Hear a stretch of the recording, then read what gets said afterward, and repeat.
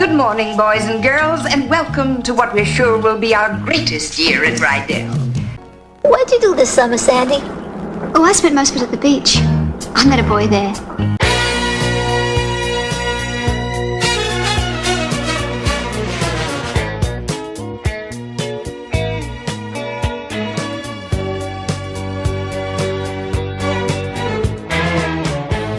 Hey everyone, it's Rob, and this episode, it's Grease. Yes, in 1978, Grease was the word. Everybody was going crazy over this movie.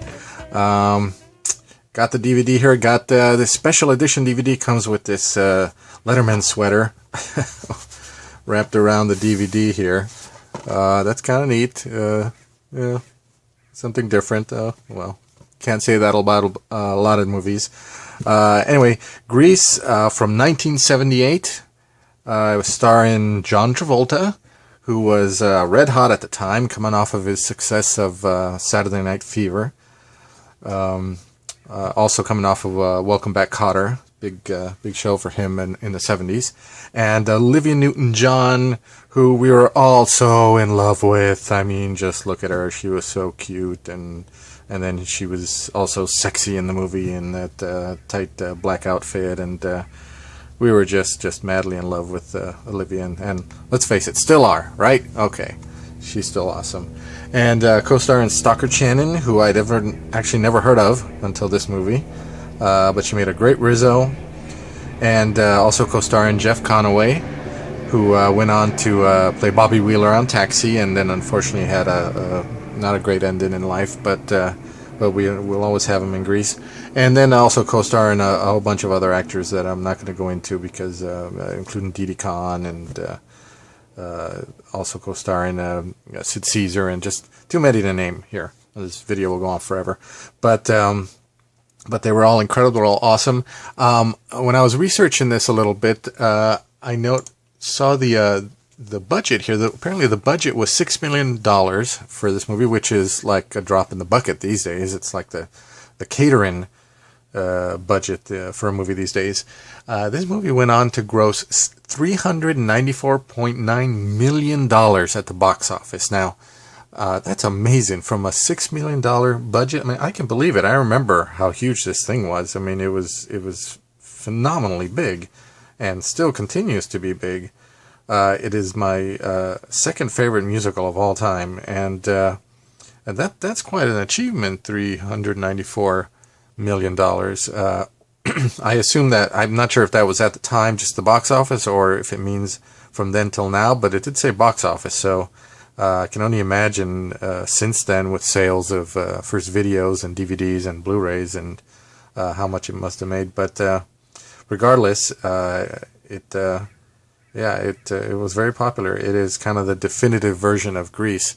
And they recently did a live version of Grease on TV with Vanessa Hudgens and a whole bunch of other people that I don't know. And I watched a little bit of it, and it was okay, but I think my brain is so used to and so ingrained with the performances in the movie that even if they say, the way they sing the songs in newer versions is a little bit different, it just falls flat for me. And I know there was a Grease before the movie, but movies reach a lot more people, and just I'm so used to the way they're being sang. I mean, from what I understand, Sandy wasn't even Australian in the original play or anything, but they just made it their own in the movie version. So it also spawned the second favorite musical album of all time. It was a huge album. The album was just big, beyond big. Second only to Saturday Night Fever, another Travolta movie.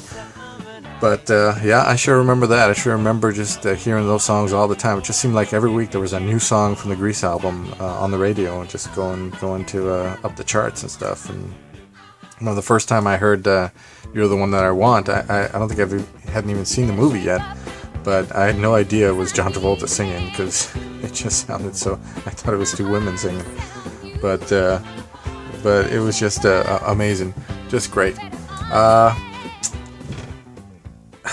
not sure what else to say about Grease. I can quote a bunch of statistics and stuff, which would be kind of boring, but just to say that in 1978, my aunt took myself and my cousin to see this movie, and he and I wanted to see something else, some sci-fi movie or something that was out at the time, and she said, no, I want you to see Grease. It's this really good. I'm like, well, we don't want to see that, and we don't know what that is. And boy, were we wrong. When we came out of it, we were just humming the songs, and it was great. And the scene where they, the scene in the school, where they filmed the carnival, I have a friend who went to that school, and the scene where they're at having the slumber party, that was filmed actually across the street from the house of one of my friends that I went to grade school with. So we used to see that house all the time when we'd walk them home. So Grease was all around me at the time when I was a kid, not only in the movie but in the area I used to live in Hollywood. So definitely enjoyed it, and it was great.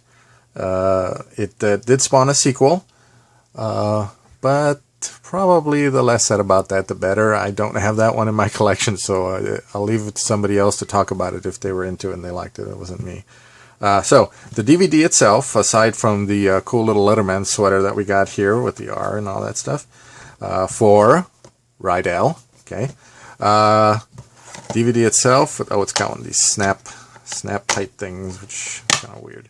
No insert or anything, just a DVD. But since this is the Rockin' Rydell edition, it does have some special features. Rydell sing-along. Rock along with your favorite Grease songs, so you get to sing along with the songs, which we've been doing ever since it came out anyway with the album. Which I still have, by the way. I still actually have the Grease album on the record album.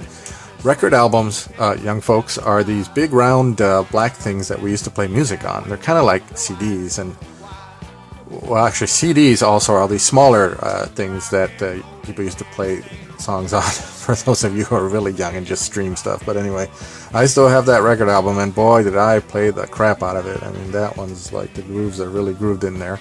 So yeah, I've been singing along with the Grease songs for a long time.